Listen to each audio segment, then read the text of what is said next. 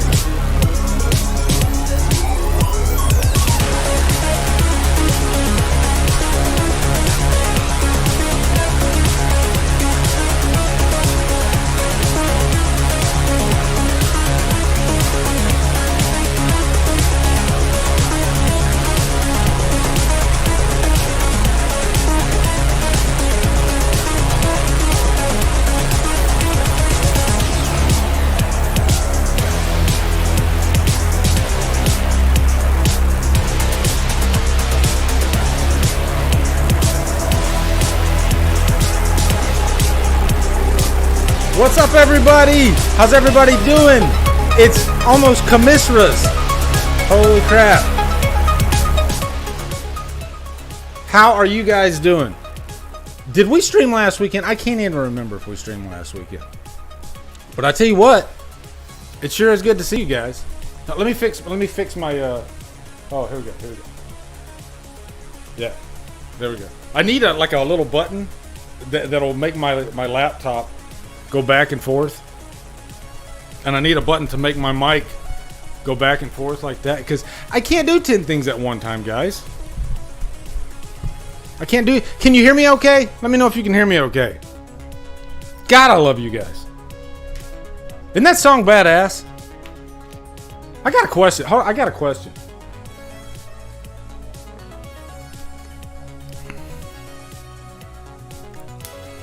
And it absolutely will not stop. Ever. Until you are dead.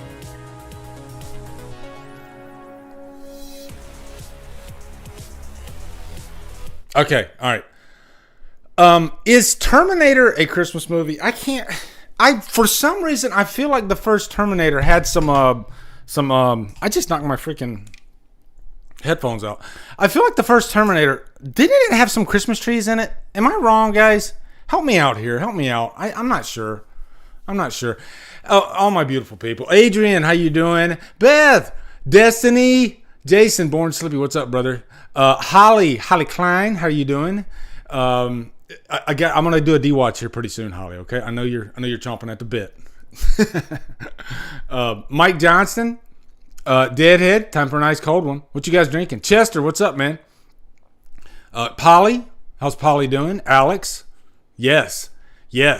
Richard Strange. Slaughtered Lamb Movie Podcast. What is up, brothers? How you guys doing? Is that Frank? Or is that Darren? I can't remember. Robin Clancy, how are you doing? Merry Christmas to you. From the land down under. Is that right?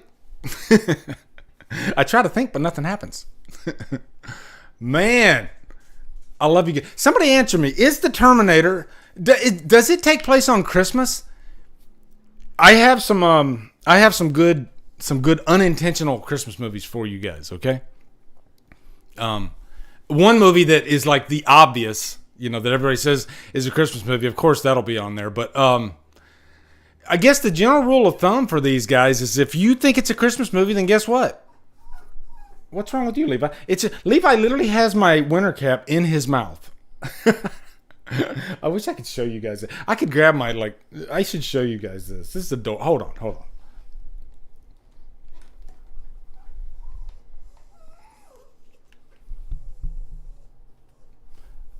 Would you look at Levi? Levi literally has my beanie in his mouth, and he's whimpering. You hear him? I'm sorry, buddy. You know I love you, but I got to take that beanie. Okay, there you go. You're interrupting my show. All right, you're interrupting my show. He always does it. Why are you looking at me like that? Jesus. Dave Vanderhoff, what's up, bro? Dave, I'm sorry, man. I know you're wanting that and an Apocalypse. I have been freaking slammed over these last couple weeks, which I'm always slammed. But and I was saying, it's like, God, Dave wants that freaking review, but it's so hard to find time to do anything, and then get my old man naps. It's hard. So, yeah, love you guys though.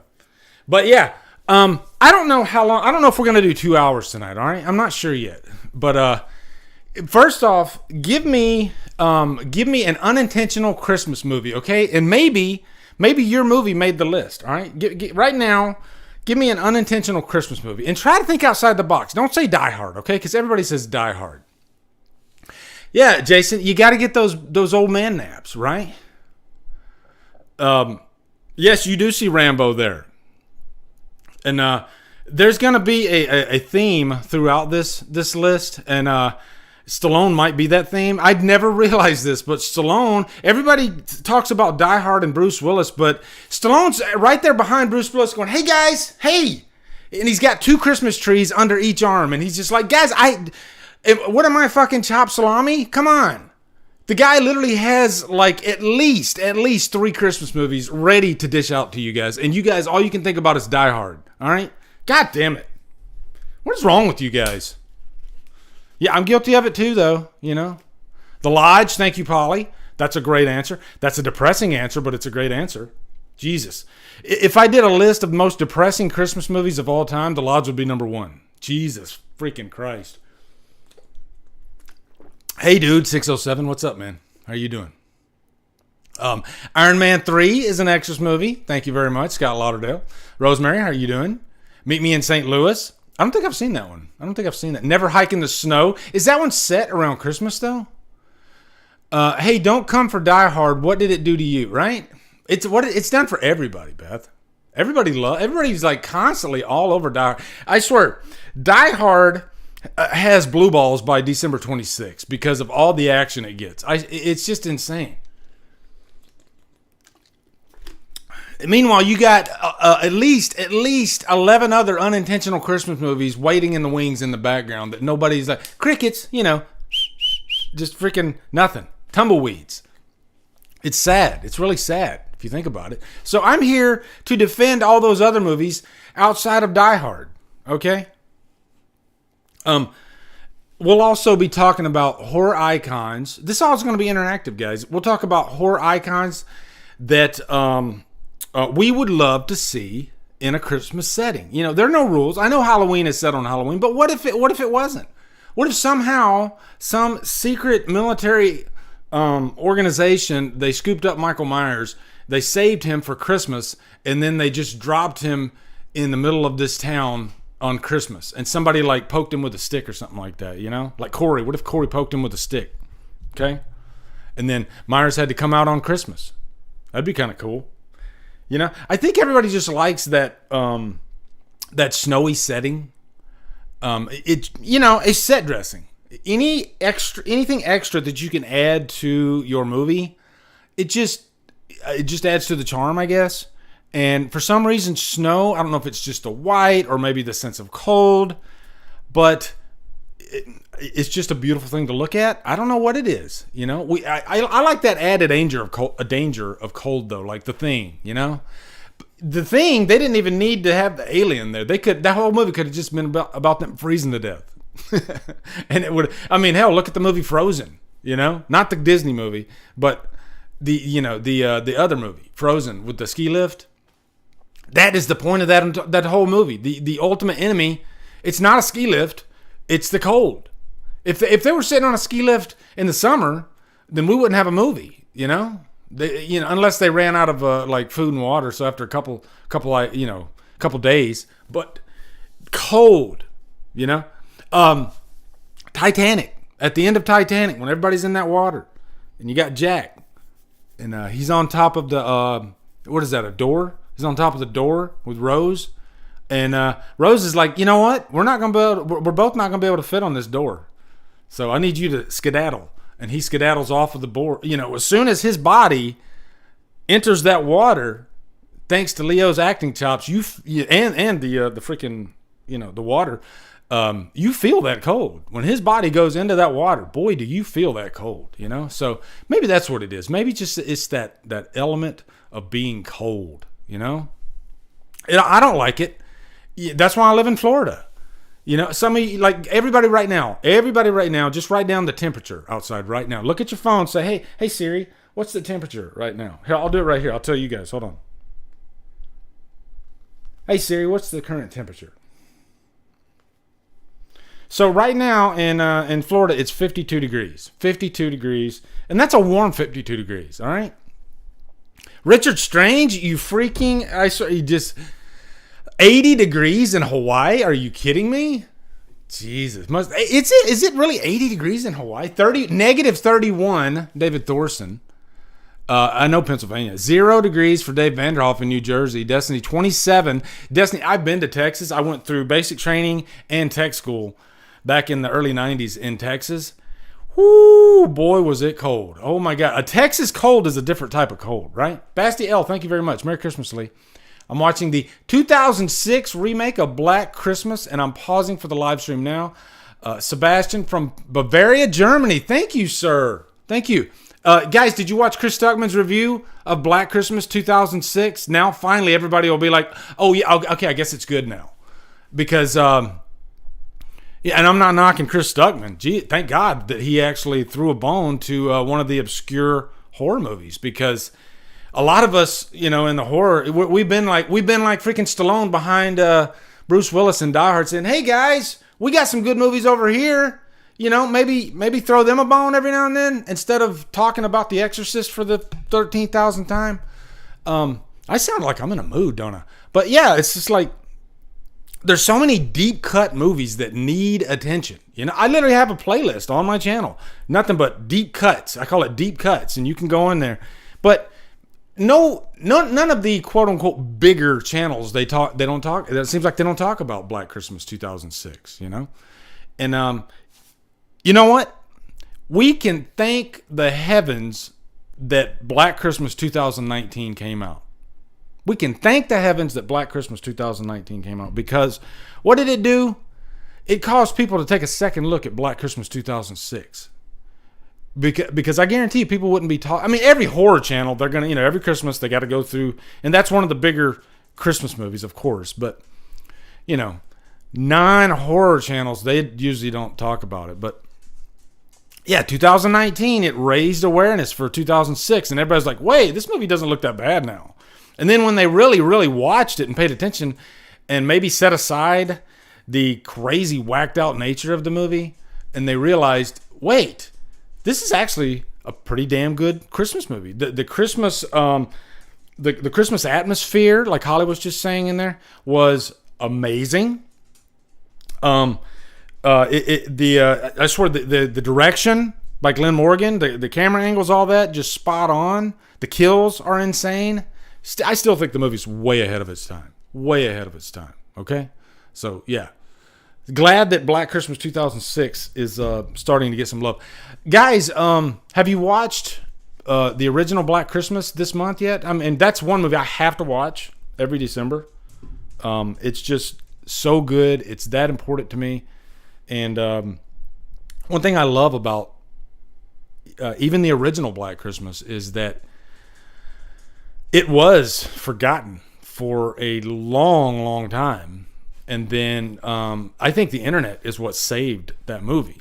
You know, because before the internet, I never heard anything about Black Christmas 74. You know? And then along comes the internet.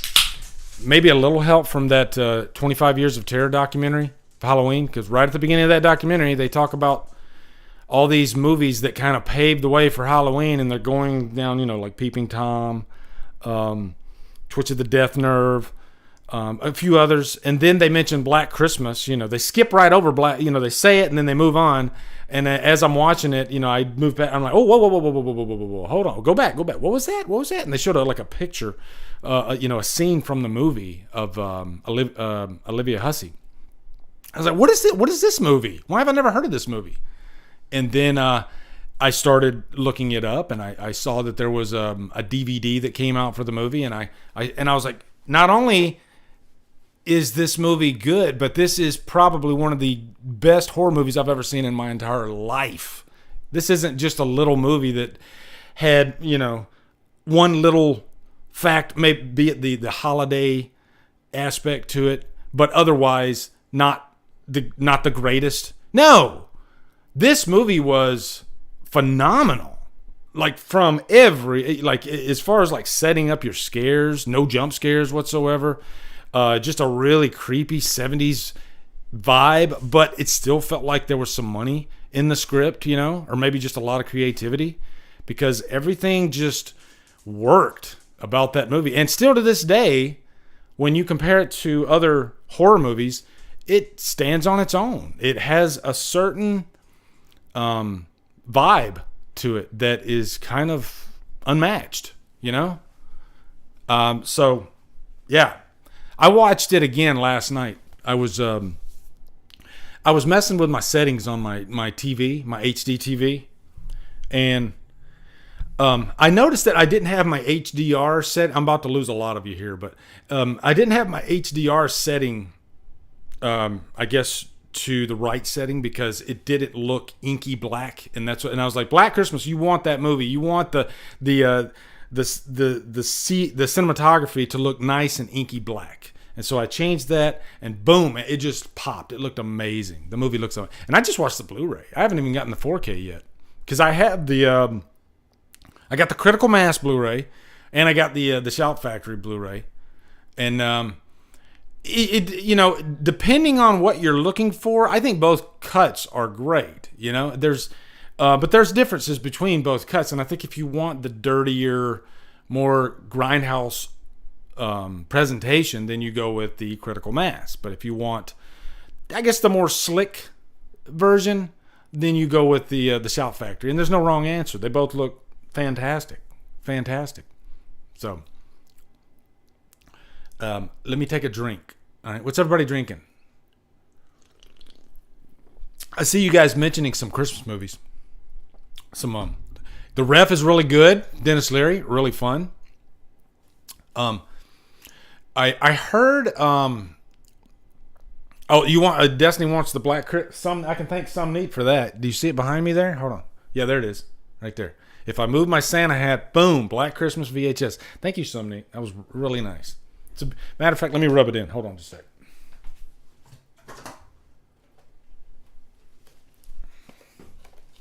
And you know what? Maybe, hold on. Let me light my Christmas tree. Hold on.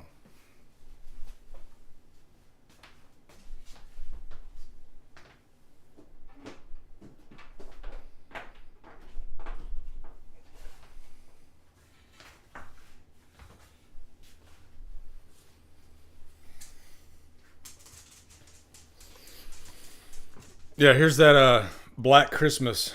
Look at that. Isn't that gorgeous? I mean, it's in really good condition, too. Just beautiful.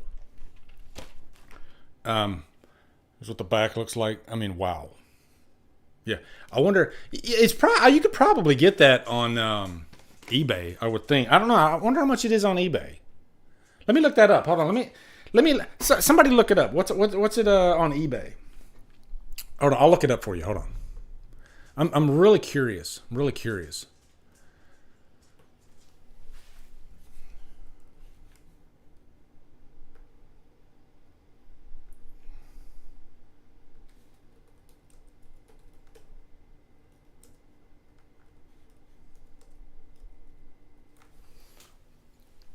Okay, it is.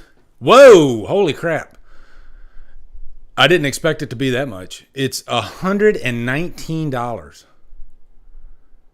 Jesus. Let me see. If I go over here, we'll go to news, and just to show you guys this.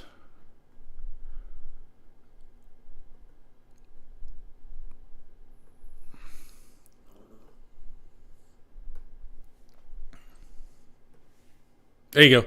Look at that. $119. Wow. I tell you guys, those horror VHSs, man, they get up there in price. Look at that. $450. That's insane. And look at that. That's it. There's only a few of them. Wow. Some neat, man. Thank you. Jesus. I thought it was going to be like $25. I didn't know it was that much. That's insane. Man, $120. And I tell you what, guys, that $120 one did not look this good. Look at that. That is in great condition. That's just beautiful. So, and I'll show you what the, oh, look, it's the Warner Brothers logo. Because Warner Brothers, see, Black Christmas came out in Canada. It came out in Canada. And it was a big hit in Canada when it first came out. But then they distributed it in the States under Warner Brothers. But they changed the name to Silent Night, Evil Night. And then they changed it to like something else that had like nothing to do with Christmas. It was just horrible. And so it just goes to show how important a title is. Like, it already had a great title, Black Christmas. For some reason, Warner Brothers, they didn't get it, and they just decided to give it a different name, like Silent Night, Evil Night, which is not a bad name. And this is before Silent Night, Deadly Night. So, but yeah, it just didn't catch on, and it kind of just went out with a whimper in the States.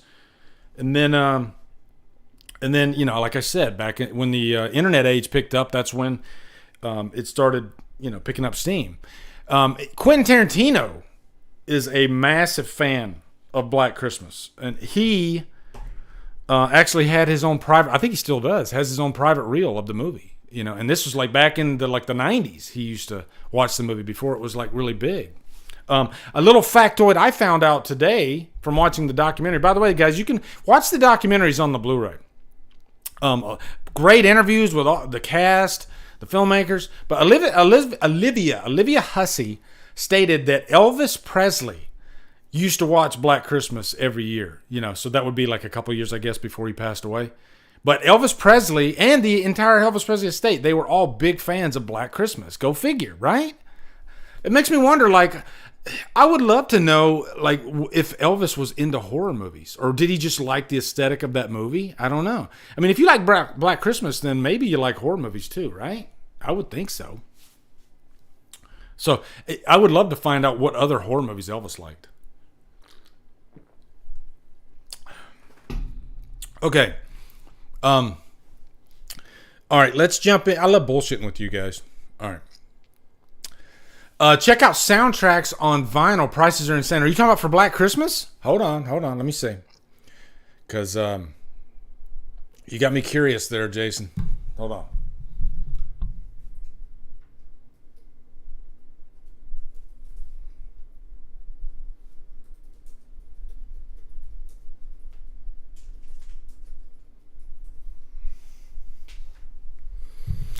Oh, I don't think he was talking about... Yeah, because you can get it for $36 or $37 brand new.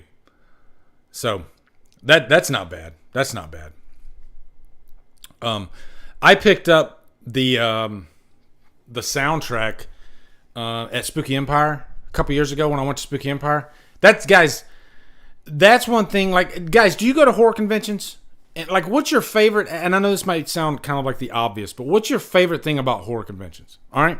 Because I found this out after going to my first horror convention, and I quickly found out the thing I love the most, I think, is the merch room. Because you're going to find stuff that you will, thank you, Destiny, yeah, the shopping.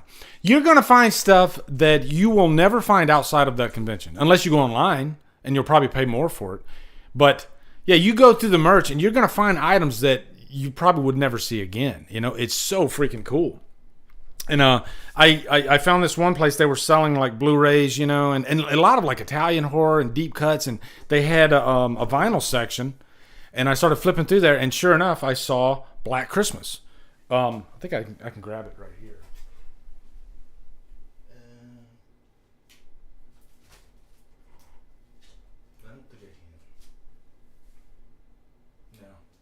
It's buried in there somewhere, and I don't want to dig through it, and I don't want to waste your time. But it's a great soundtrack. It's one of the most unique soundtracks too, as far as composition goes, because it feels very organic. It feels like a mixture of like I was watching the documentary, and the guy that did the score, he was talking about how how tough it was to actually put together those sounds. Even like Billy's voice, when he's talking on the phone, he had to go into the mixing room and, combine a lot of things, adjust the levels, all kinds of, and he says it wasn't as easy as you think it was. Same thing with the score, they're taking like organ strings, and they're raking it with like freaking forks and all kinds of crazy stuff to make those sounds, but it's wonderful. It's absolutely wonderful. I wanted to spend the first 30 minutes of this stream just praising Black Christmas. And every year I watch it, guys, I fall in love with it more and more and more. And it is such a phenomenal film. And I would tell you, like, what is the best way to watch Black Christmas? What is the best way to watch Black Christmas? I'm going to tell you my favorite way. Hold on.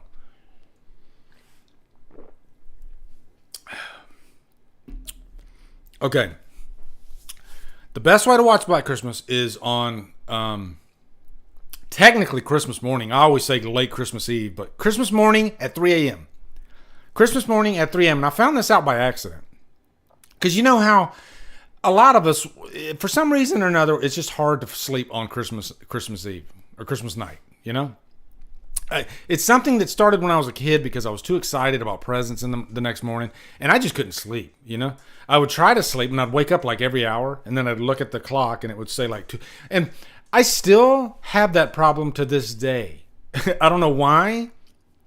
I don't know if it's just the excitement of, my own kids opening their presents, or, or even opening my own presents. But 3 a.m., I'll tell you why 3 a.m. 3 a.m. is the witching hour, okay? And there's just something extra creepy about watching it at 3 a.m. And a couple years ago, like 5 years ago, I woke up at 3 a.m. and I was like, I can't sleep. I'm going to go in the living room and I'm going to watch something. And I threw in Black Christmas. And that was the best viewing experience I have ever had. It was just so freaking cool. I was wide awake, and I just really enjoyed it. And then when the movie was over, it was like 5 o'clock in the morning, and it was almost time to open presents. So it was kind of cool, especially for like a horror fan like myself. Like, I love horror that much, I love horror year round, not just in October. Even on Christmas, I love horror that much. And it just kind of, it was like my own little horror version of Christmas, I guess. Just something for me, okay? Because my wife, she's never even watched Black Christmas. She's not, she likes the like modern thrillers and stuff like that, but she definitely doesn't like those deep cuts. She doesn't like 80s horror. Most people, I can't fault her. Most people aren't like that, but we are like that, right, guys? And we love that old stuff. And yeah, it's something for us, which is kind of nice. Makes it a little bit more special, if you ask me. Okay. All right. Here's what you're waiting for. So let's do it. Let's do it. All right. Let's go over here. 10 unintentional. Actually, I think I got 11 for you guys. Okay. And again, let me go ahead and state this. Whether or not this is a Christmas, quote unquote, Christmas movie to you, there's no wrong answer. If you don't consider this a Christmas movie, then it's not a Christmas movie. If you do, it is. Okay, so that way I don't have to go through each one of these movies explaining to you why or why not it's a Christmas movie. It doesn't matter. If you don't think it is, then it's not. That's just the way it is. Okay, for me, hell, even for myself, I don't know if I would say all these are quote unquote Christmas movies, but they just happen to be set around Christmas. And call it a Christmas movie or not, but it definitely adds something to the flavor, right? Like, I love it when movies have, like Lethal Weapon right there. You got those Christmas lights in the background. I love that. I don't know what it is. It gets me giddy. And it does make me want to watch that movie around Christmas time. So, technically, guess it would kind of make it a Christmas movie to me, right? So, yeah. Yes, Lethal Weapon. All 4 of them are great. All my all-time favorite feel-good movies. Yeah, I can go through all 4 of the Lethal Weapon movies and just have a jolly old good time. And Lethal Weapon 4, guys, brings it. That movie's just as strong. Like, I'd say Lethal Weapon 4 is better than 3. I think Jet Li was a great addition to that movie. The stakes, I think one good thing they do about Lethal Weapon is they have those great comedic moments between Riggs and Murtaugh. But they don't go too far to make it a full-on comedy. It still feels grounded and it still feels real. The stakes are always super high in the last act. Like the first Lethal Weapon movie when he's having the fight, well, I mean, we can go back a little bit when he's being tortured by the guy with that, I don't know, he's shot. The guy's getting shocked. I call it by the shock sponge or whatever. And that scene, all the laughs are gone. From that scene on, it is just really serious. Murtaugh's family is in danger. And I think that's a big thing about Lethal Weapon 2 is family. Even better than Fast and the Furious, right? Family's just a really big aspect without forcing it down your throat. Because Riggs had no family. His wife died, okay? And so Murtaugh took Riggs in as part of his family. And it's just one of the most beautiful things. And I tell you, I tear up when I watch Lethal Weapon, especially the first one. Just because this is a guy that is at the end of his rope. He is literally going to kill himself at the beginning of the movie. He puts a freaking gun in his mouth because his wife died. And you know what? I think a lot of people can relate to that. Getting that low, around, it's the holidays. And they always say the holidays are like, it's extra tough on people sometimes around the holidays. And so Riggs was feeling that. And so then here comes this guy, Murtaugh, great family, and he's about to retire. And then he just sees something in Riggs. I don't know what it was, but it was like a brother from another mother. And the two love each other so much. And Riggs, he loves Murtaugh's family like it's his own, And so I think that's one thing that makes Lethal Weapon resonates so much for people. It's a universal theme. The family. Like what would you call it? What do you call it when you're not blood related, but you feel like you're part of that family? Isn't there a word for that? Guys, I'm not that smart. Indirect family. I don't know, but that's one thing I love about Lethal Weapon. But the first Lethal Weapon. I mean, there's Christmas all over that movie, okay? Christmas all over that movie. And it just, from the opening song to the movie is a Christmas song. And you got a suicide there at the beginning. But it's not like Christmas that's kind of forced, It's just window dressing, It's background dressing throughout. But I do love that Christmas atmosphere that the first movie has. I don't think the other movies are set around Christmas, but yeah, the first one really. And by the way, guys, this is no like ranking. I'm just giving you movies, okay? So don't think that when I get to the last one, that's like my all-time favorite unintentional Christmas movie. No, this could be my favorite, even though I don't even know what my favorite is, to be honest. Maybe Die Hard. I don't know. All right, we'll say, I don't know. Guys, what's your favorite? I tell you what, go ahead and tell me right now. What is your favorite unintentional Christmas movie? Okay, favorite unintentional Christmas movie. I want to hear from you guys. All right.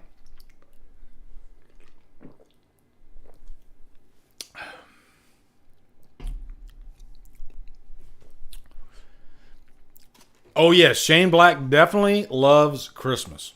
Okay, I mean he wrote the script for. I'm surprised Predator wasn't set around Christmas, but he didn't write Predator, and he didn't direct it. So, yeah. Probably Mean Girls? Hold on, what are we talking about here? Hold on, let me see, hold on. Little Women? I don't know. What's going on? Little Women is a Christmas movie. I do know that. I do know that. By the way, guys, this is not a horror list. I'd say even most of these movies are not horror, okay? You're probably going to find a lot of action movies on there. Matter of fact, I'll even say I don't even think one of these movies is horror.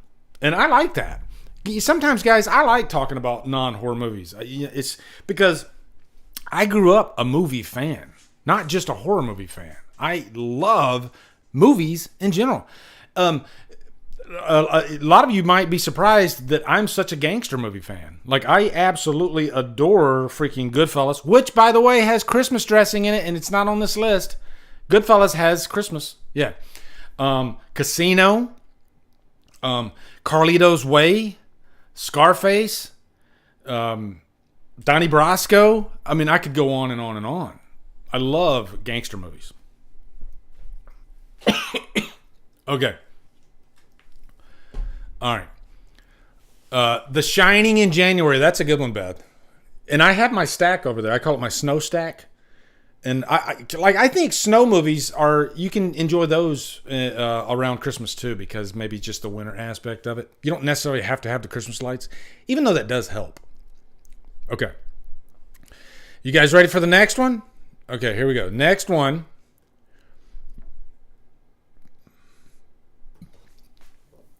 Iron Man 3. Iron Man 3. Oh boy. Oh boy.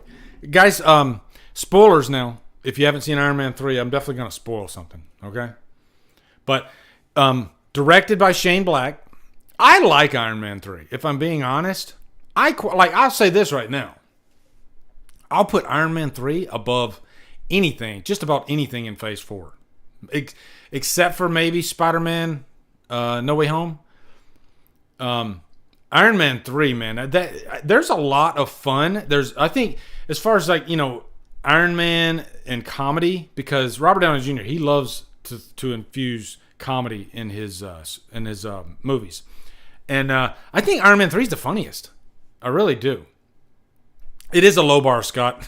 You're right. But yeah, I think the big thing that really pissed off, oh my God, Destiny, you got to see Iron Man 3. It's Christmas. There's Christmas it's like the only Marvel movie that has Christmas in it too. And it's just beautiful Christmas atmosphere. The big thing that pissed people off was, the Mandarin was coming in, and everybody thought it was going to be Ben Kingsley. The Mandarin's like a big character in the comics, okay? And they set everything up nicely. Ben Kingsley was very menacing. And then they pull the rug out from under you in the middle of the movie, and everybody's like, "Wait, what?" And I think because you weren't expecting it, you just check out. It just pisses you off big time. Oh my God, Shelby, thank you. The Guardians of the Galaxy Holiday Special. I haven't watched it yet. I need to watch it. I forgot about that one. All I know is that they kidnapped Kevin Bacon. I do need to watch it though. But I think when you go back and you rewatch Iron Man 3, I think it's a lot better now that you know. And I kind of see Iron Man 3 as almost like a comedy. Even though there's some serious stuff in it. If I watch it as like a comedy set around Christmas, I have a much better time with it. I'll even say, guys, the first act of the movie is freaking awesome because his freaking mansion gets blown up and it goes underwater. Yeah, it is pretty damn intense, And then he goes to this little small town, and meets this little kid, and it turns into this little Christmas comedy, and I like that. It was pretty cool. So even I guess one good thing about the Marvel movies is you don't necessarily have to watch you don't have to watch all the movies before Iron Man 3. You could just throw on Iron Man 3 and have a jolly good old time, It's just that type of movie. So, you know what? Matter of fact, I might throw that movie in this weekend because I haven't watched it in a while. I actually have the 3D version. Yeah. So, Iron Man 3. Dave Vanderhoff, you don't like the Iron Mans? I love the first one. I like the second one with Mickey Rourke. I think they didn't flesh out Mickey Rourke enough because I thought it was a wasted opportunity because Mickey Rourke, this was like right after he did The Wrestler, big comeback, and he comes back with this character that's really awesome, actually. But for some reason, it just didn't quite land. I don't know. But there's some cool scenes in Iron Man 2 for sure. So, okay, next one. Again, not a countdown. We're just going through unintentional Christmas movies. There you go. Freaking First Blood. And you guys are constantly talking about another movie, and you don't even realize that First Blood's right there with tons and tons of Christmas atmosphere all over it. He's in this small town. He's blowing the place up, and you see these Christmas lights all behind him in every location. Also, I was talking about the element of cold, and boy, can you feel that in this movie. Like Stallone said behind the scenes, when he was doing this movie, it was because I'm trying to remember where. I think they shot this movie in like Washington State or Oregon or somewhere like that. And he said he couldn't wear anything outside of that tank top. And he said it was probably the coldest he's ever been in a movie. He said it was painful, and he had to like just fight through it, you know? So, and, you know, when you're an actor, a lot of times when you're on set, there's a lot of waiting going on, you know? And I would imagine when he's actually able to shoot, then, you know, the adrenaline kicks in and he doesn't feel as cold. But man, he said he was freezing when he did this movie. And that's part of the reason why he didn't like it. He said it was a miserable experience, actually, shooting the first Rambo. Just because of how cold it was. He wasn't sure about the story. You know, this is a script that had been floating around in Hollywood for like a decade before. And then they were going through... He said they went through every big actor in Hollywood. He said they actually went to farm animals before they finally got to him. You know, he was like the absolute last resort. We don't want to cast Stallone in this movie unless we absolutely have to. And then he did, and then, you know, fucking Rambo, okay? Like one of the most iconic action stars ever. I love the story behind the first movie, you know? I've always been interested in it. And, yeah, so he shoots this movie, and it becomes this massive hit, which I don't think Stallone expected at all. I remember it came out in October of 82, and Stallone, you know, he had like, he always did Rockies and Rambos in the same year. Like he had Rocky 3 in 82, and then a few months later, here comes Rambo, First Blood. So in 85, he did Rambo First Blood Part 2 and Rocky 4. I don't know. I don't know if that was like a happy accident or what, but yeah.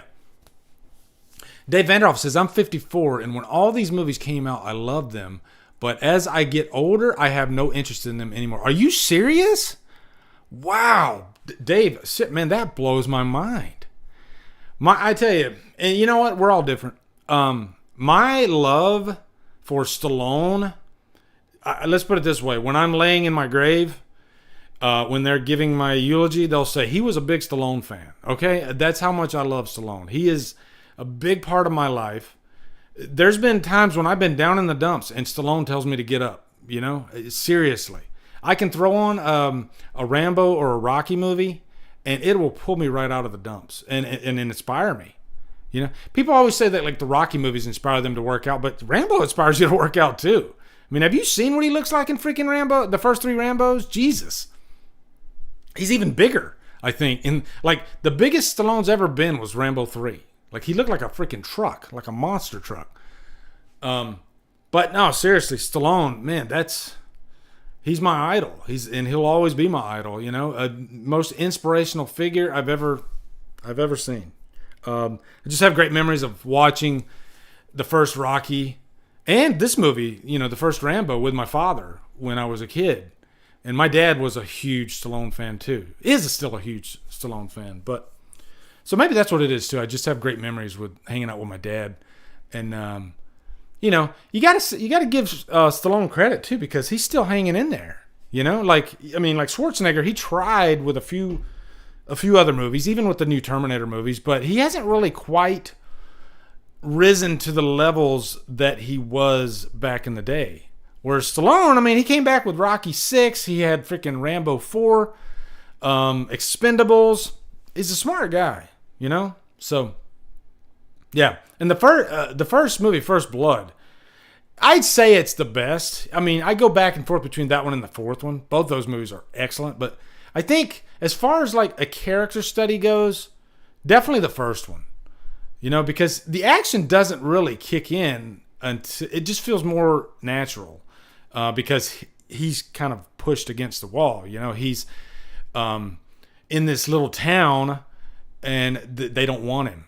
You know, the sheriff, played beautifully by Brian Dennehy, is just a complete dick to the guy as soon as he picks him up. You know how some people we tend to judge people before we even say a word to him. And boy, did he make a mistake because he didn't realize what he was messing with. You know. And then Rambo just freaking loses it. They got him in the jail, and they're about to shave him, and that's when all hell breaks loose. And then, you know, he's in this situation where I didn't plan on this. I just found out my buddy died. I'm the last man standing. And so then I'm in this town, and it was like, what the fuck? I just want to get some food, and then you're going to treat me like this. And so he's like, you know what? Screw this. I'm going to wage war on this town. You're going to treat me like that? Screw you. And so that's what he does.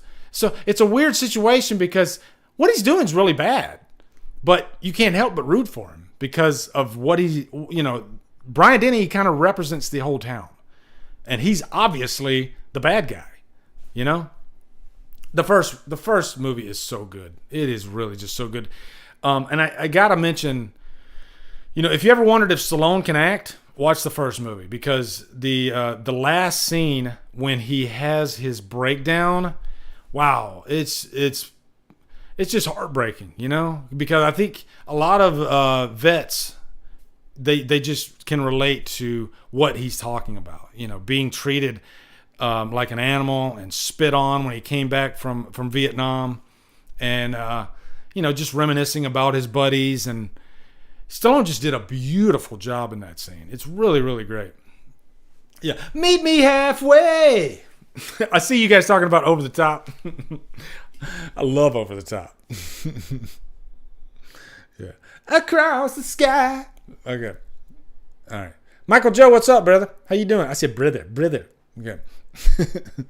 Okay, next one, and we're not going to spend too much time on this one because I saw this movie when it first came out. Haven't seen it in ages, probably since it first came out. I just know it's weird as shit. It is Eyes Wide Shut, and it is set around Christmas. And all right, full disclosure, okay? Full disclosure. Here we go. Full disclosure. All right, hold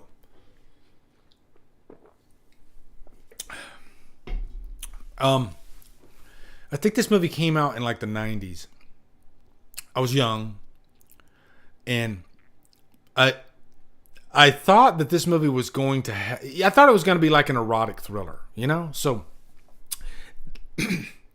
that was kind of my mindset going into this movie. Is I was saying, okay, erotic thriller, I'm probably going to see a lot of sex and some nudity and stuff like that. That's where my mind was, guys. Okay, don't judge me. And I'm watching this movie that's very, very, very long. And there's definitely nudity in it, but it's not the type that you would think. And I think at the time too, I didn't realize what Stanley Kubrick was, how important he was as a director. And years go by down the line, I start really getting more into film and filmmaking, and looking at filmmakers like Stanley Kubrick, and really appreciating the work that they did. Even though Stanley Kubrick's not for everybody, including myself, this was definitely a Stanley Kubrick movie, okay? And so I would never take that away from it. It just was a hard watch, okay? And also, I just remember when they were shooting this movie behind the scenes, I think this movie almost drove Tom Cruise and Nicole Kidman to divorce just because of how stressful it was to shoot. Stanley Kubrick, he would push Tom Cruise to the brink. And he was one of those directors that would just do a million takes. And I think Tom Cruise was just getting very frustrated with the whole situation. And it's just one of those movies where the behind the scenes of the movie is almost as interesting, if not more interesting, than the actual movie itself. Because I just remember as this movie was being made, there were always like headlines about this. Yeah, this was Kubrick's last movie too. He died. And there was a movie that Steven Spielberg took over directing that was supposed to be a Stanley Kubrick movie. But yeah, this was his last movie, and I think he died like right around the time when this movie came out, or maybe even before it was released. But it is a weird movie, a very weird movie, and it's a tough movie to get through. Like Dave Vanderhoff was saying there, I never finished Eyes Wide Shut. It's a long movie, and it's not action packed. Okay, so wow. So Polly hates Tom Cruise. Destiny's not a fan of Tom Cruise. Guys, I'm a casual fan of Tom Cruise. I mean, I can't take anything away from the guy. I watched Risky Business again the other night after. I haven't seen Risky Business in freaking decades, I think. And it was on Netflix, and I watched it. I mean, this is a very, very green, young Tom Cruise. And that's a great movie. You know, it's one of those 80s raunchy comedies with Rebecca De Mornay. And, he's in movies like All the Right Moves, which they missed in that movie in Scream, actually. So Tom Cruise has done some really good movies. I mean, hell, I like the first Mission Impossible. I'm a casual fan of like all the Mission Impossibles, but I think I like the first one the best. Yes, Tangerine Dream score in Risky Business for sure. I mean, Tangerine Dream, they have one of the most recognizable scores, I guess. You know, their music's just very recognizable. So, is Tangerine Dream, is that one guy that does that whole thing, Beth? Or is that like a group of people? And for some reason, I don't really see Tangerine Dream around anymore. I just remember them being like they did Legend, which is another Tom Cruise movie, by the way. So, yeah, Outsiders, you know. Interview with the Vampire, I think he was great as Lestat.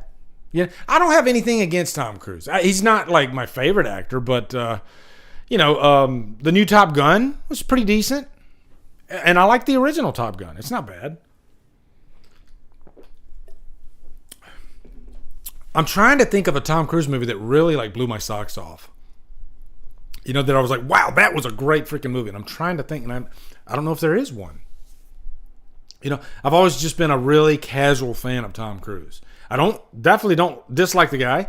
If he has a movie come out, I watch it. Samuel Stokes, how dare you mention 3 O'Clock High? Whoa. Man, Samuel, I did my top 10 comedies with you guys, 80s comedies, a few months ago. And one movie I mentioned was 3 O'Clock High. And boy, do I go nuts when I get a chance to mention 3 O'Clock High because it's just so freaking good. And nobody knows about it, you know? And everybody can relate to the idea of like planning a fight at the end of the school day. You know, this guy, he's a nerd. He goes to school and then he bumps into the wrong guy, Buddy Revell, who's like like Arnold Schwarzenegger, like a freaking Mack truck. And he just bumps into him and Buddy Revell's like, you don't touch me. And so Buddy Revell puts his finger in his chest and he says, you and me, we're going to fight at 3 o'clock. There's nothing you can do. And if you run, I'm going to find you. And it's just so well done. It's just such a great movie. Oh my God. 3 O'Clock High, guys. I'm going to give you a guarantee right now. And I never, ever give guarantees, but that is a guarantee. Every single one of you will love 3 O'Clock High. I guarantee you will. It's so freaking fun. So good. You know? And you're going to be like, oh yeah, I remember. Yeah, because everybody can relate to that idea of a fight. There's going to be a fight at the end of the day. Yeah. You know? I remember there was, and I can share that story with you. Actually, there was a fight, not between me, but I was at school and one of my buddies, we would get on the school bus together. And I guess he got into an argument with this guy on the school bus. And so, they basically decided when we get on the school bus this afternoon on the way home, we're gonna fight. And all day, I mean, my adrenaline's pumping. I'm like, oh my God, there's gonna be a fight on the freaking school bus at the end of the day. How cool is this? And so, my buddy, we get on the school bus. Everybody on the bus knew about it too. Everybody was just like, oh boy, here we go. We're gonna get a fight. It's gonna be crazy. And I think what he thought, my buddy, because he was a little guy, I think what he thought was he was going to get a couple punches in and then the school bus was going to break up the fight. I think that's what he thought, okay? It didn't go that way at all. So both of them, I still remember this like it was yesterday. Both of them stood up. They're in the middle of the school bus. Everybody else is sitting down and they just start going at it. And you know how it is on a school bus. If you want to make sure you're on top, because if you get pushed down, you're either on the floor or you're in a seat, and it's gonna be tough to. And that's what happened. My buddy, man, he got pushed down in the seat, and the guy's just pounding on him. Oh my God, I felt so bad for. And then eventually, yeah, people pulled him off, but poor guy, he got his ass completely whipped on the freaking school bus. I'll never forget that. I can't remember his name, but wow, he didn't And I think he wanted some revenge, but he was never brave enough to go for it. I kind of had a feeling too, and I told him, I was like, "You sure you want to do this?" I don't know. I think he's been in a few fights. I think he's gonna kick your ass. But okay. But you know what? Good for him because there's nothing wrong with losing a fight. You just gotta go for it. Okay, here we go, Destiny. Have you ever been in a fight, Lee? Yes, I have been in a fight. And thinking back, I think I've had a couple close calls, but I've only been in one real fight, and I did win. And I'll explain it to you. Here's what happened. And I was young. I was like freaking 12 years old. This ties into my love for Stallone too. But there was this kid that I lived in a trailer park, and there was this kid that lived in the trailer like down the line, and I remember he used to bully me and he used to pick on me. He was a little bit bigger than me, and he was just constantly like giving me shit. And I'm not a shit talker. I've just never been good at it, I get really quiet, and that's kind of what happened to us. And I always just kind of ignored him. And then comes my sister. Oh my God. My sister, my older sister, she is a fucking badass. And she saw this kid picking on me, and she says, "You and my brother are going to fight. Okay? We'll get boxing gloves, but I'm sick of you treating my brother like this, so I'm going to get boxing gloves, and you and my brother are going to fight." And I'm like, "What? Sis, are you kidding me? I'm not fighting this guy." And she's like, "Either you fight him or I kick your ass." And I was like, "Okay, I guess I'll fight him then." And so, and I think he had some boxing gloves or something like that. And so it was later in the afternoon, and it was right behind my house. And the guy shows up, and there's a round of people surrounding us too. Everybody wanted to see this fight, Lee's first fight. And I was scared shitless. I'm not gonna lie, I was scared shit because when I was 12 years old, I probably weighed like 85 pounds soaking wet. My sister is standing behind me, just like Mickey, and she's like, "Just be strong. Don't let him come at you first. Just what I want you to do is I want you to go in there, and I want you to just look at his face, and kind of like how when you're playing baseball and you just swing, look at the ball, swing for the ball. Look at his face, knock his fucking lights out." That's what she said. "I guarantee you, if you do that, you'll have the upper hand." And I was just like, my heart's racing right now just talking about it. I've never even shared this story.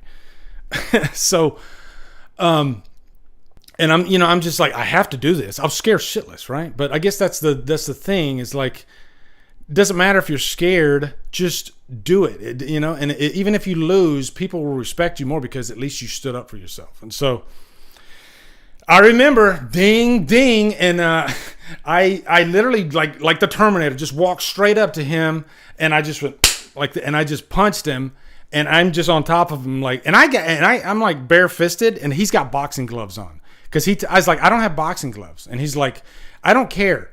I'll fight you with boxing gloves on." He was being big-headed, and I was like, "Okay." So first thing I did, I went up to the guy, and as soon as I hit him, everything went black. And I don't remember the fight after I hit him. It was just because I was just so full of adrenaline, and I would like to think that everything went black and I'm just like still swinging, All I know is when I came out of it, the fight was over, and he had a black eye and he had blood like pouring down his cheek. And I felt bad, but I felt good too because that kid didn't mess with me anymore, So there you go. There's my fight story. That's the only time I've ever been in a fight in my entire life. And you know what? It did feel good to stand up for myself. And fuck that guy. Okay. All right. Next one. Jesus. Okay. Yeah, the guy was blind. He was blind after I punched him. Yeah. Okay, next one's Edward Scissorhands. And this one's like almost like on the nose Christmas. Like it's almost a full-on Christmas movie. But I don't think they ever marketed it as a Christmas movie. I think it did come out in the fall though. This is not a movie that I watch like that often. I've seen it a couple times. I'm not like a... See, that's the thing. It was like with Tim Burton. I'm not a Tim Burton fanatic, but I do, I like him. But I'm not like, Tim Burton movie comes out, I have to go see it, It's just, he's kind of hit and miss for me. But I do like Edward Scissorhands, though. And like Rosemary's saying, Winona Ryder, I had a massive crush on Winona Ryder back in the day. So, that was a bonus. I remember Anthony Michael Hall's in this movie. And he played like the boyfriend who was kind of a jerk. And nobody ever talks about Anthony Michael Hall being in the movie. But, freaking Johnny Depp's amazing in this. Is this the first time that Johnny Depp really came outside of his comfort zone and like really went all out? I think it might be.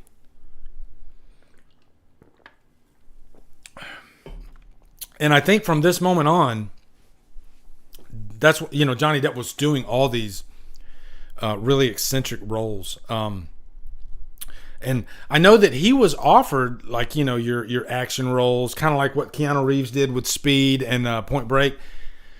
Johnny Depp always avoided that stuff. And there was kind of a lull there in the 90s where you almost thought like his career was kind of dying. And then he would crop back up with like a Tim Burton movie, or just an eccentric type of movie.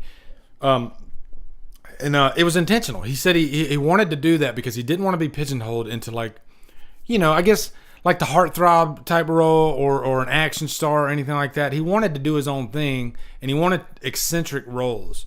And he was really great. And like Johnny Depp, this guy's like probably the best looking guy in Hollywood, and he could just easily sail and do all these, romantic comedy type roles, and probably fare pretty well. But he chose not to do that. He chose to go against the grain, and he chose to do all these weird eccentric roles. And I think it was very smart because, you can probably think back to at least 5 Johnny Depp roles because his movies just, they really stick out. And this is probably one of his...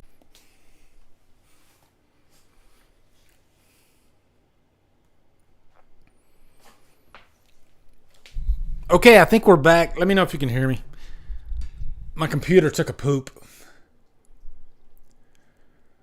Let me fix this. Hold on just a sec.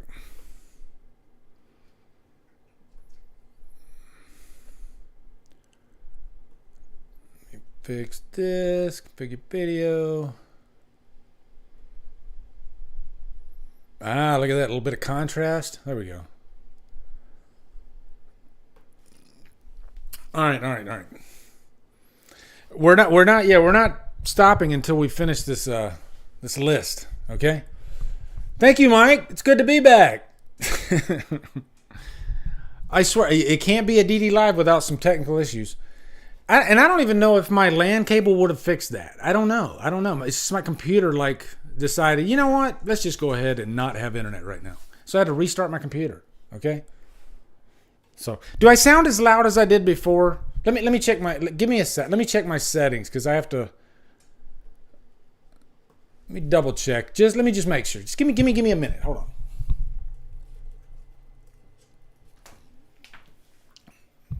Control panel, hardware and sound, levels, 82. That's good. Levels for your recording 80. Okay, yeah, that's good. I like to put my levels for my mic around 80. You don't want to go too high because then it starts getting kind of staticky. So I put it around 80, and you don't want it to go too low because then you can't hear me, right? So yeah, is that just right, guys? Yeah, I like that. Okay, we're back. Okay. All right, so now I apologize, guys. Let's go back. We were talking about Die Hard. I'm gonna clip this out, so I'll act like I didn't mention it. Okay. So next one is Die Hard. Here we go. All right. My thought was, what if? And you guys answered this for me. If Die Hard wasn't set around Christmas, do you think it would still be as big?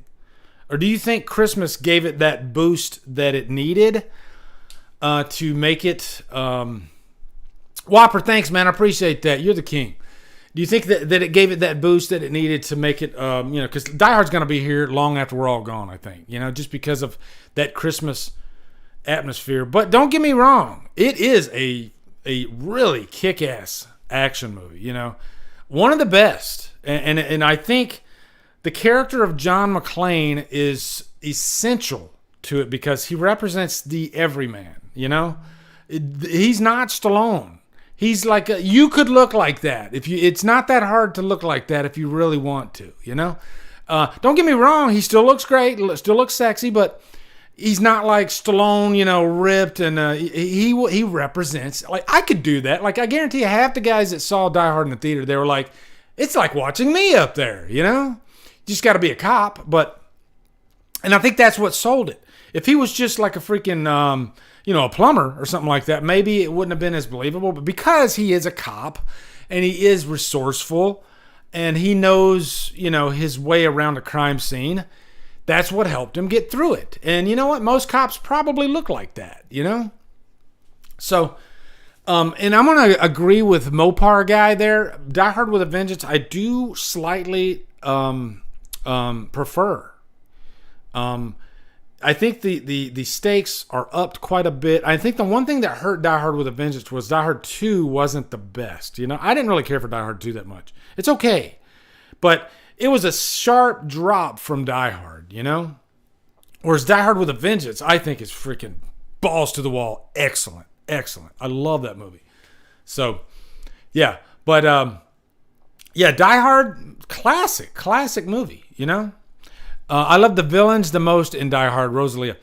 It's funny you mentioned that too, because I was watching the Netflix documentary about movies, and they were talking about. I was watching the one on Die Hard, and they said Alan Rickman was like a theater actor before he did Die Hard, and it's crazy because in person he seemed like they were worried, like, oh my God, he is not that menacing, He's a pretty soft type of guy.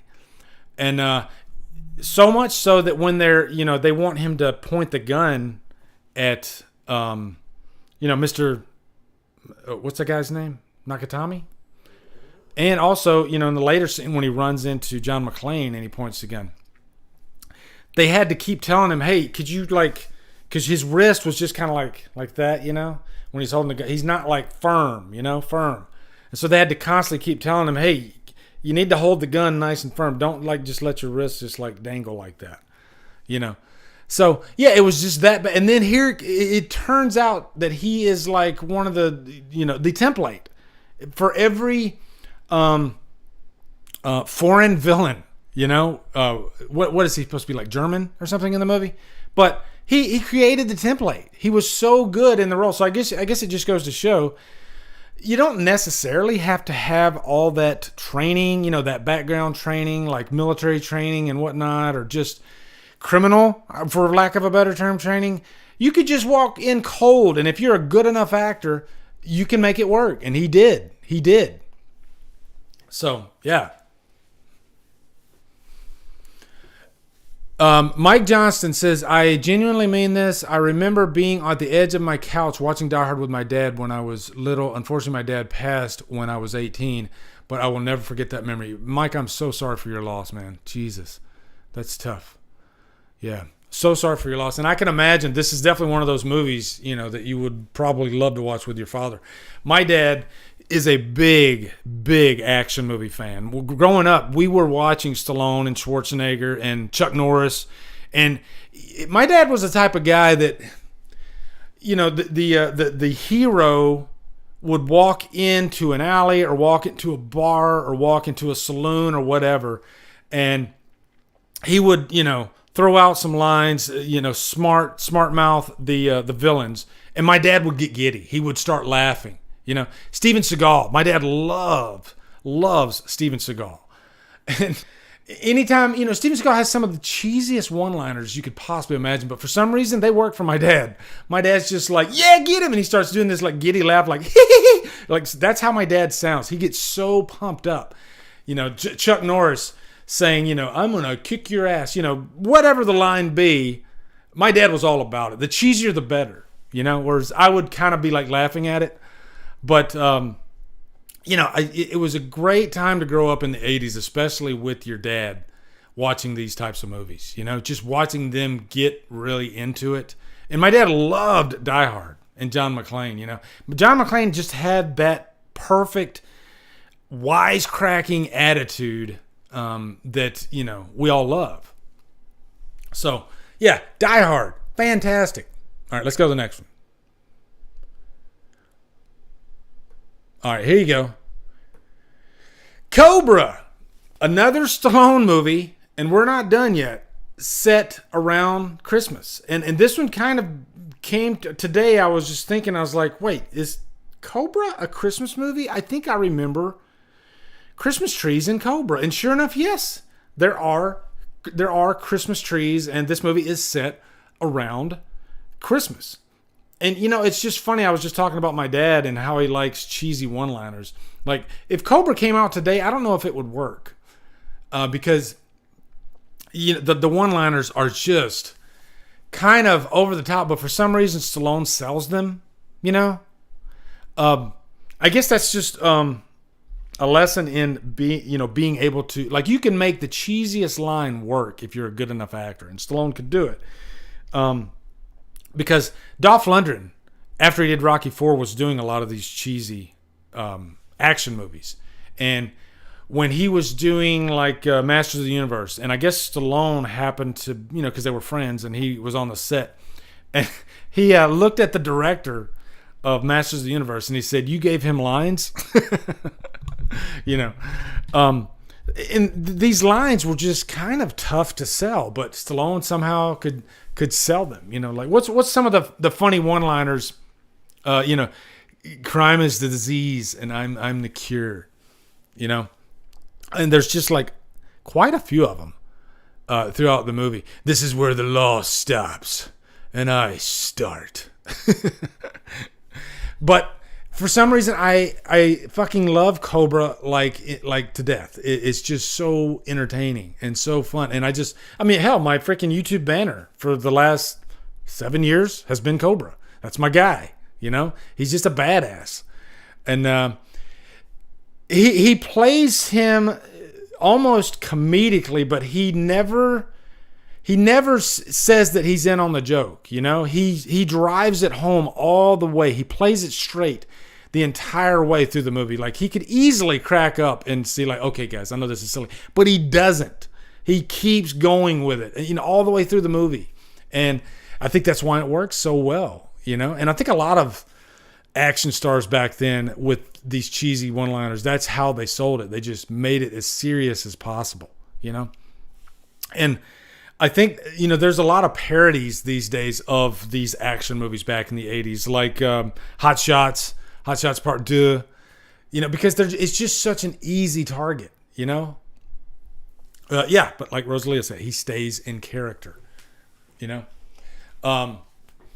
Also, you know, there's just little items about Cobra that make it great, like the car, of course. That car is so freaking badass. You got that great car chase, the knife that... what's the guy's name? Brian. Help me out, guys. What's the villain's name? By the way, one of the most underrated freaking villains I've ever seen of the Night Stalkers.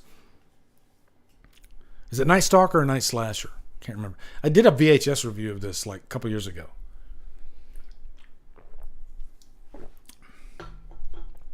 Is it Brian Thompson? Thank you, David. Brian Thompson. Brian Thompson.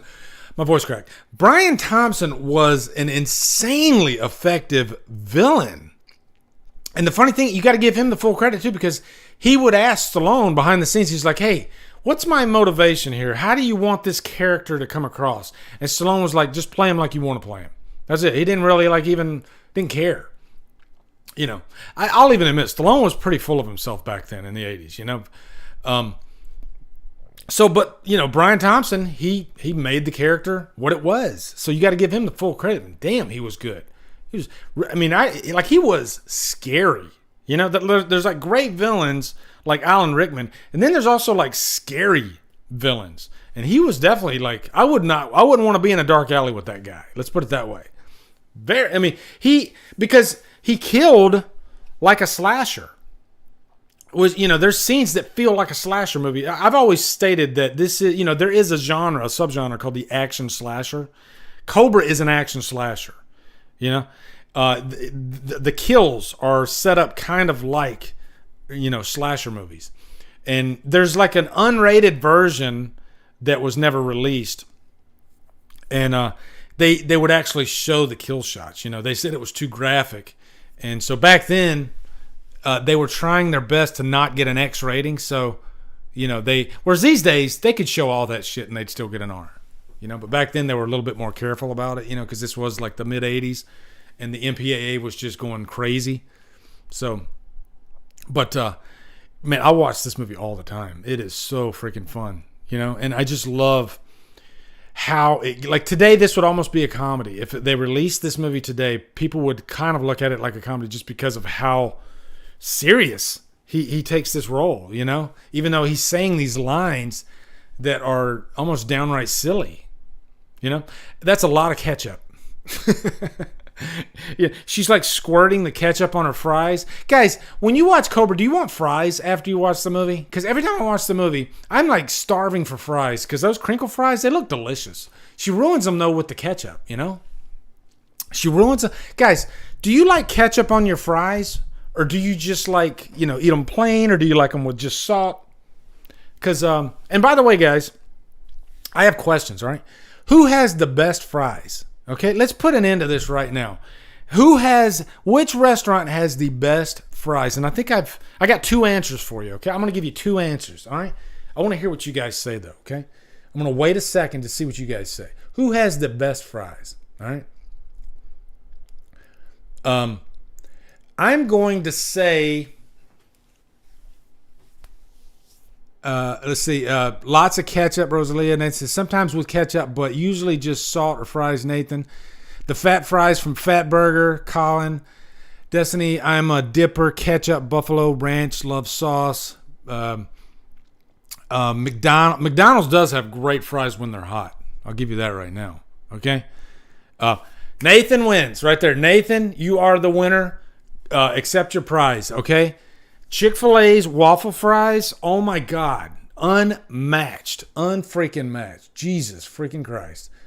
Chick-fil-A makes some damn... What was that? I slipped that one by. Sorry, guys.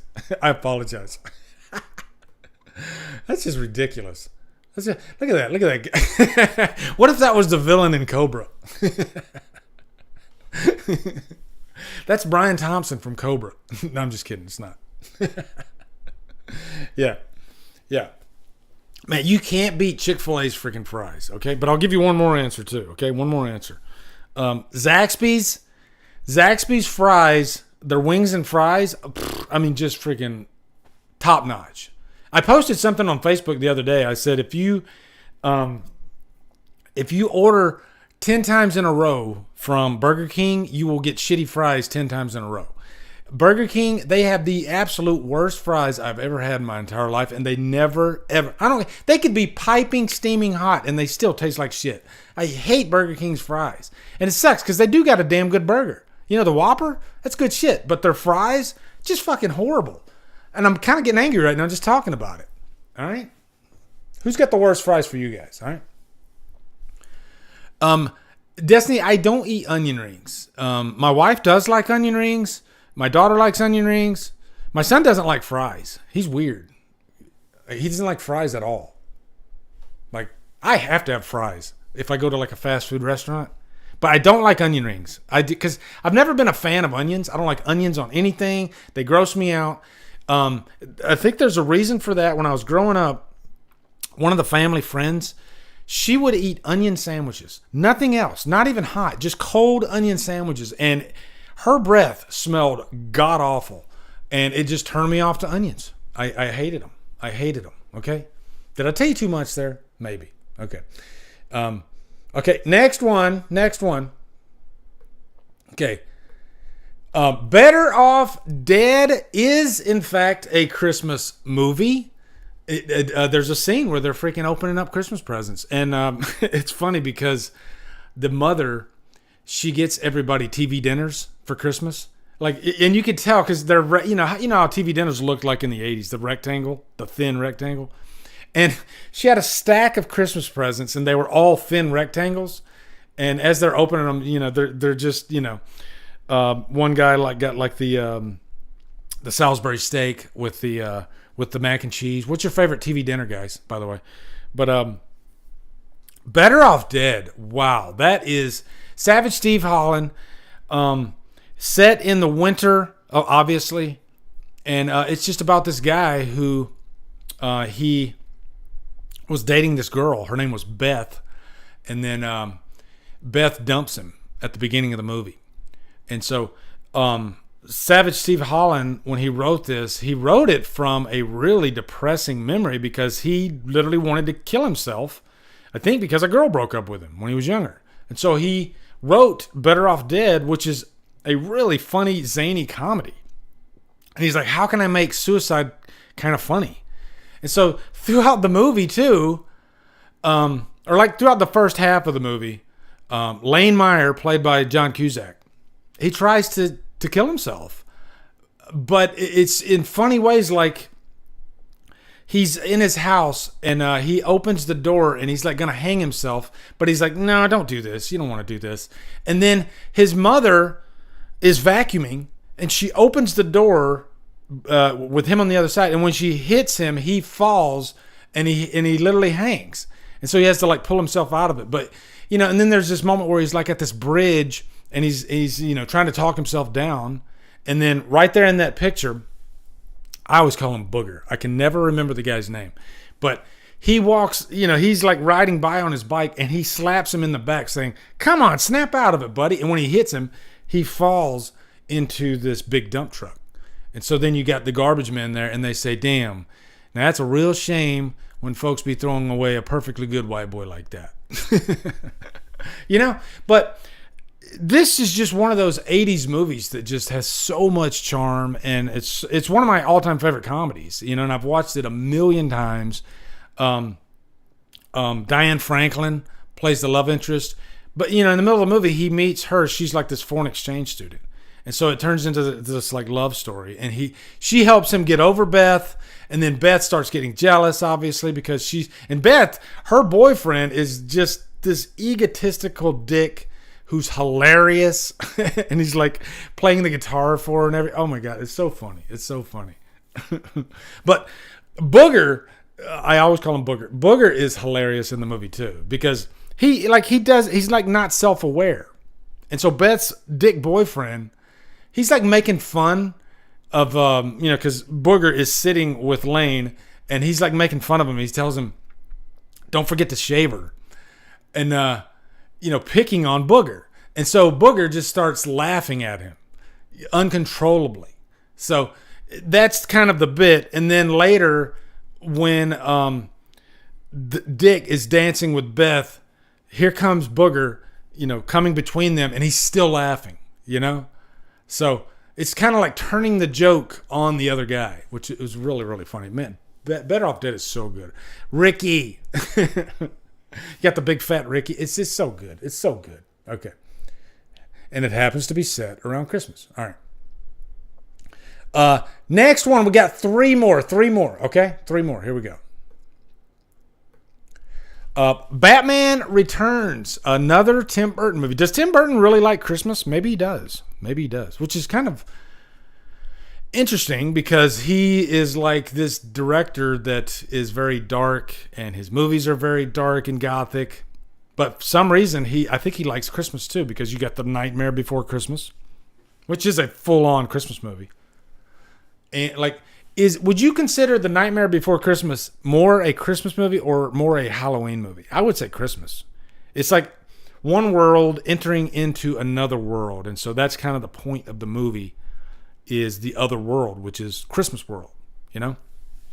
If it was the opposite, somebody that lives in the Christmas world, which that could be the sequel if they ever did that. Somebody that lived, a character that's from the Christmas world, goes into the Halloween world. I'm surprised they never did that. That would be kind of interesting, actually. Just a completely different character, not Jack. Yeah, that'd be kind of cool, actually. But I always forget that Batman Returns is set around Christmas, and there's a lot of like Christmas set decoration. And I saw this in the theater opening night, 92, with Michelle Pfeiffer, who I still think's the best Catwoman to date. Like, she owned that role. Right down to like she had the whip, and you can like look at behind the scenes stuff.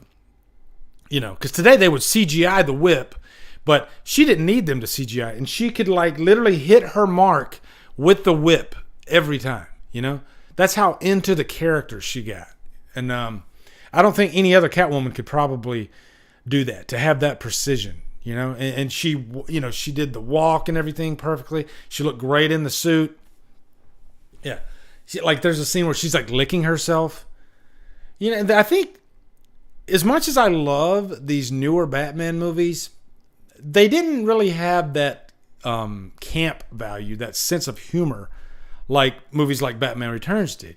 Like, you wouldn't see Catwoman today, like in, say, The Dark Knight Rises or in The Batman. You wouldn't see her licking herself. They don't go that far with it at all.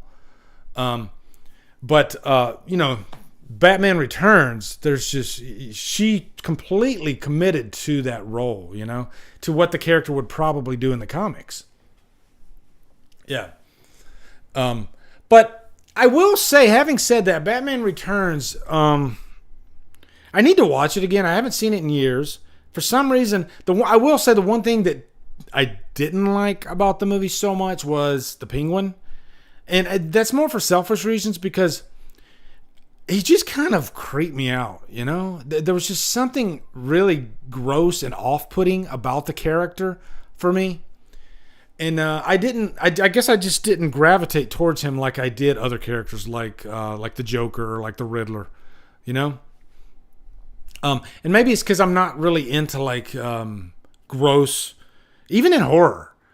I don't really like when they like have like food horror, like gross type stuff, puking, stuff like that. And that's what he was doing, Chester Cobblepot, he was like puking and shit, and I was like, ugh, I can't deal with it. Who was there was another villain too, though. Oh yeah, of course, it was Catwoman. That's right. Yeah. So let me see. Kevin Munn says, if I remember this, but Lethal Weapon, I do know that is a Christmas film. Yeah, we talked about Lethal Weapon. That was the first one we talked about, Kevin. First one. But I am interested in giving Batman Returns another watch. I haven't seen it in years. Okay. Next one is Trading Places. I almost forgot about this one too. I did look at some lists online. And this is an Eddie Murphy comedy with, which also has Jamie Lee Curtis, Dan Aykroyd, and it's a classic 80s comedy. It's really, really funny. And I remember watching this one a lot in the 80s. Back in the 80s, this was like way before like DVDs and the VHS era, and I used to buy those blank VHSs, and I had HBO. And I would often record whatever was on HBO if it was something that I was wanting to see. I remember you could even like set the VCR to record at a certain time. But I would record Trading Places. I remember that was one of them I would record. And Eddie Murphy's just really hilarious in the movie. He's really funny, but also obviously Jamie Lee Curtis. This is when she didn't show her tits until she went legits, and this is the movie that she went legits on. And wow. Good for her. Okay. This might be where I fell in love with Jamie Lee Curtis. All right.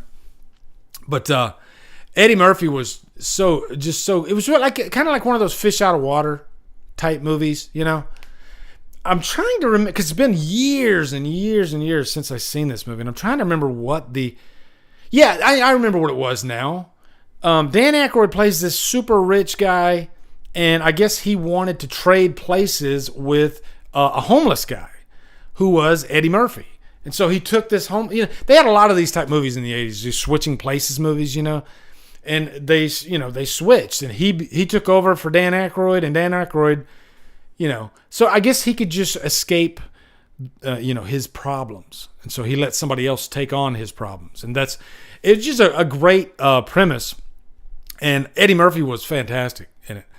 I often ponder about Eddie Murphy's career. He does have one of the most interesting careers. He's one of those actors that kind of just dropped off. And I think that's intentionally. I know he did get in a little bit of trouble in the 90s. But even going further than that, like, he was the top stand-up comedian, and rightfully so. Like, I mean, if you watch Delirious and Raw, probably some of the best put together stand-up shows I've ever seen. And it's so much so that I used to have the cassette of Delirious, and I used to like memorize it. I used to like, just going down the street, I would just say lines from, hey boy, come over here. He had all these skits that were just so memorable in Delirious, and then he just kind of, he did have this like big movie career, and he had Beverly Hills Cop and all that stuff. But then for like a long time, he just kind of dropped off, and he never really came back swinging, So it's kind of weird, because he was one of the most talented comedian actors that I had ever seen, and he's great in this movie. One of my favorite movies of his is 48 Hours, which, by the way, hold on. Is 48 Hours a Christmas movie? Is 48 Hours set during Christmas? It might not be. I'm trying to. I'm thinking out loud here, but man, I loved it. I remember how controversial 48 Hours was too, because of all the just the language in it was very it was pushy. It was pushy. It was edgy. I mean, a lot of profanity, which I love profanity in movies. As long as it fits with the character, as long as it doesn't feel forced. Like, I think some of Rob Zombie's movies, the profanity can be a little bit forced. That was one of the complaints about Christmas Bloody Christmas, maybe. But to me, I've met people in real life that do use profanity that much. They literally say fuck in like every other sentence. In the military, you get a lot of those guys. So, but 48 Hours was one of those movies, but for some reason, it just flowed. It always felt natural. It never felt forced. And it was funny. Oh my God, it was so funny. So yeah, Trading Places. We got one more, and can you guys guess what it is? What have I not mentioned? I'll go ahead and tell you. Okay, here you go. It is Rocky IV. Rocky IV is, in fact, set around Christmas. They fight on Christmas Day. You see like Rocky's son in the background when he's watching it, and you see the Christmas tree behind him. There's a lot of Christmas atmosphere throughout this movie. It's not one of those movies though that's like, hey, we're Christmas. It's not like that at all. It still feels like just a regular Rocky boxing movie. But I will say, I only watch Rocky movies around this time of year. All of them, really. I usually don't watch Rocky any other time except November, December time frame. But Rocky IV is, in fact, the one that's set on Christmas. And even Rocky, the first one, there is a Christmas section in the movie. The first one, I think it spans from like Thanksgiving all the way to New Year's. They fight on New Year's in the first one. Where Rocky IV, they pretty much focus on Christmas. They even have like the Chipmunks song right before he does the training montage and everything. But let's see. Mopar guy says his favorite is Rocky III. It's hard for me to say what my favorite Rocky movie is. I go back and forth. I think each movie has an aspect of it that is better than the rest. I think overall the story is the best in the first movie. The fight is, as far as like an emotional fight, the second movie for sure. It's epic. It is epic. These are two guys that are just hungry. Creed is hungry to get redemption. Rocky is hungry to prove himself, because he's throughout the movie, he's just constantly kicked while he's down. He has to see these newspapers calling him a chicken, and and he comes back for the best reason, because his wife tells him when. It's beautiful. The third movie is, what is the best thing about the third movie? I guess it's the opponent. Clubber Lang was scary. This was like he had fought Apollo Creed in the previous two movies. This was really like Stallone had this knack for picking the perfect opponents for the first four movies at least. And like how do you top Clubber Lang? Well, here comes Rocky IV. And I think Rocky IV is best because they change it up a little bit. They don't use the Bill Conti music. It feels more 80s. It feels more Russia, Cold War. And then he's literally fighting almost like a robot, like a machine, an unbeatable force. He's fighting a Terminator pretty much in Rocky IV. And it's like Stallone's best physique is in the fourth movie. And the fight in the fourth movie, as far as like an action fight goes, it's the best. So that's why I say it's hard for me to pick which one is the best movie. Sometimes it's 4, sometimes it's 1, to be honest. But yeah, great stuff. And that's it, guys. We got through all of them. I apologize about the break there. But now, guys, tell me, are there any that I didn't mention? Are there any that I didn't mention that you would consider an unintentional? Because I'm sure there's plenty more. Like I've heard some people say The Long Kiss Goodnight. I think I saw that movie like when it first came out. Don't remember it at all. Okay, but I know there's a couple. And real quick, we got like 10 minutes left. Give me a horror icon that you would love to be in a Christmas setting. American Psycho. Holy crap, Destiny. That is a freaking great pick. Holy crap. If I clip this out, I might put that little thing like right at the beginning. The little intro that you put before the intro. Yeah. American Psycho. How could I forget that one? Maybe I was trying to avoid horror. I don't know. Prometheus. Thank you very much, Jason. That's another great one.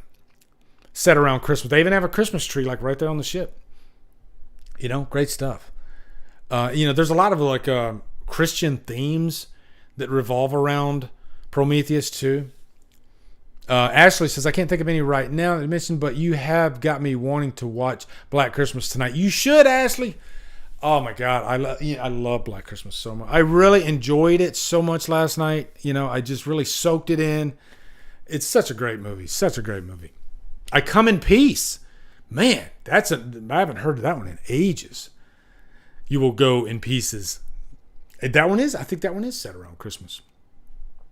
I was thinking, was 10 to Midnight? Was 10 to Midnight set around Christmas? I don't think it was. Where's that at?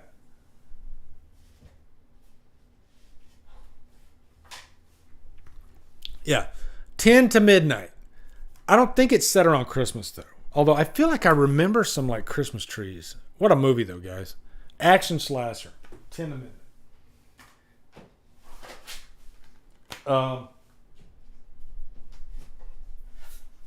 I rearranged. If you saw my updated horror Blu-ray collection video, you'll know that I rearranged everything according to genre. Guys, in your movie collections, how do you arrange your movies? Do you do it alphabetically? I used to do it alphabetically. Do you do it by genre? I do it by genre now because I just find it more fun, and plus it's kind of easy to. I feel like I want to watch like an evil movie tonight, so I go straight to my evil section.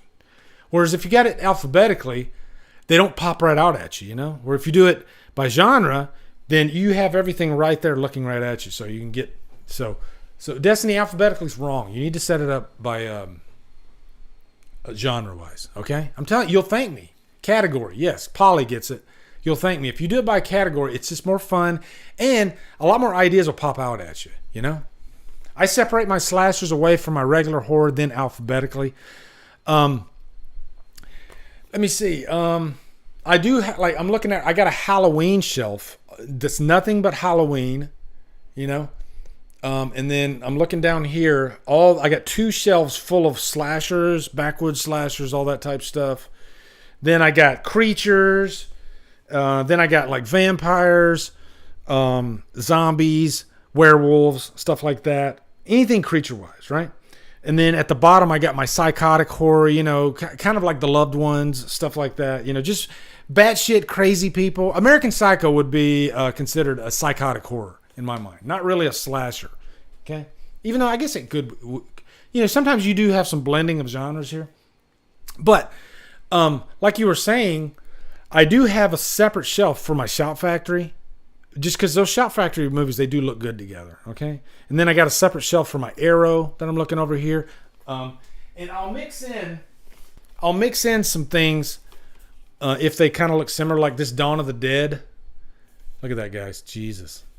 I think that's Second Sight. I think it's Second Sight. But, man, this one right here, I waited years to finally get Dawn of the Dead at a good price because it was hard to find it.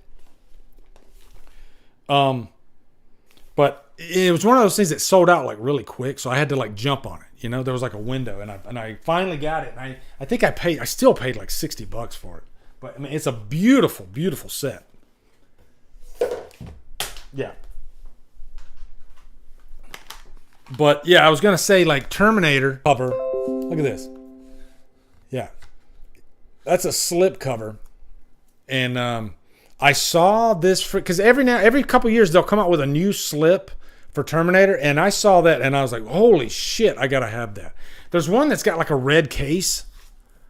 But yeah, I can't remember. I think Terminator might have some Christmas stuff in it. I can't remember though. I'll have to look. I might have to watch it again. Terminator's a classic. Also, guys, if you are a patron, we are going to be doing. You know what? What if we do this, guys? If any of my patrons are in there, how would you guys feel about doing the first Terminator for the next Patron Live Hangout? I think that could be fun, and it's been a while since I watched the first Terminator. I mean, I'll probably watch it once a year, but I could watch. It's a movie I could watch every month. And also, if you are a patron, this is something I do on Patron Live Hangouts, okay? All these movies right here are duplicates, I have, sometimes I'll get a horror pack, I'll get a movie in from horror pack that I'm like, oh, I already got that movie. So I have a stack of duplicates here. And what I do is I do it like a contest, I'll ask a question, like a trivia question, and I'll usually give away a couple of these every live movie hangout. Like Ashley, you remember and Jason, we've done those in the past, right? It was fun. It just makes it fun, and plus coming up with the trivia questions and stuff like that, it's always fun. And it gives me a chance to give back to my patrons. These are all brand new too. I don't give movies that are used. I always give brand new freaking movies. Some of them have slip covers. Like, yeah, here's one. Annabelle Comes Home, which that was a good movie too, actually. But I just happen to have a couple extra copies. So, yeah. So look for that. I'd say the next live hangout would probably be like maybe next weekend. Maybe next weekend we'll do a patron live hangout. We'll do the first Terminator, and we'll do and I'll make it so only patrons, because I did get some people complaining that I left it open to the public, rightfully so. So next one, I'll make sure that only the patrons are there. Okay, so that way, if you win, you are a patron. All right, because I don't want to give away anything if you're not a patron. So, yeah. Hey, babe. Wife just got home. Okay. Anyway, guys, I guess that's gonna wrap it up. This was a lot of fun. I had such a great time with you guys tonight, going through all these unintentional Christmas movies, and I'm kind of sad to retire because I'm celebrating Christmas tomorrow, Christmas Eve, because my wife's got to work on Christmas Day. Can you believe that? And so we're going to celebrate. We're going to open presents at my daughter's house tomorrow morning. So I'm going to retire this for the next year. It always goes back in the closet, but I'm always happy to bring it back out. But everybody, take care of each other. Have a wonderful, wonderful Christmas with your families. I want to hear about what you guys got for Christmas on the next live hangout, and just thank you guys for watching and sharing this fun live stream with me. Okay, take care of each other. Love you guys. Merry